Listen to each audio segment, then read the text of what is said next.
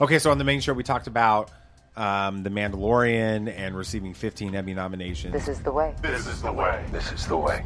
Best drama, best guest actor, Giancarlo Esposito, and a bunch of technical other things that are in there. And if they don't win the Emmy for special effects, then what's wrong with you? Why do they even try giving out these awards?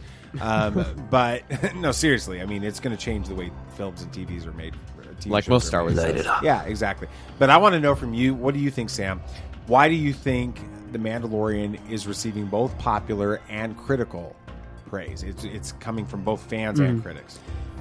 You know, I think the whole critical, like the technical side of things, is strictly because it is a huge leap forward when it comes to film and TV from this point on. The whole volume thing is going to be revolutionary. That, you know, I'm not going to go into detail with it, but that I think is certainly a part of it. And then I think the whole best drama thing, I think that it's just too hard for critics to ignore the sheer amount of praise that it was receiving from popular fans. You know, like everybody who saw it said it was amazing. And so I think critics just realized they had to put it up there just because of the sheer popularity and overall outcry of how great it was from fans. What do you think, BB Nate? Why do you think it's receiving both fan and critic praise?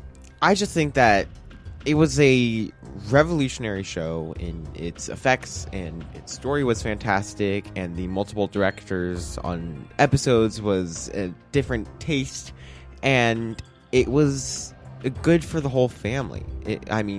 Adults could watch it and still enjoy the dark and grittiness of some of the later episodes, but kids could enjoy Baby Yoda. And so the child. Don't call him Baby Yoda at Galaxy's Edge, by the way. They're like, I've never heard about that. There's this green thing around here we've heard about called the child. Yeah. So I think it's receiving so much critic praise because it was revolutionary in all things, but by the main population is because it was able to be watched by everybody, and I think that was very important. The expectations for The Mandalorian coming into the season, the premiere on Disney Plus, were so high. Yeah. And it blew right past all of those expectations. I can't imagine that they can duplicate it again in season 2. Do you feel like that it's sort of one of those situations where there's no way that they can make season 2 match up with what everyone experienced in season 1? I mean, they're gonna have to pull out some serious stops for this.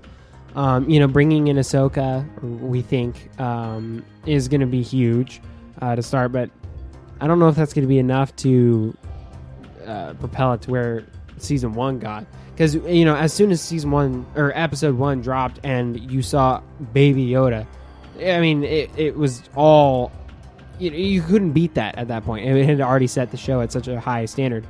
They're going to have to bring out something serious, and I don't even know what they could bring out for season 2. It's got to have something to do with that Darksaber, don't you think, BB? Yeah, yes. Good.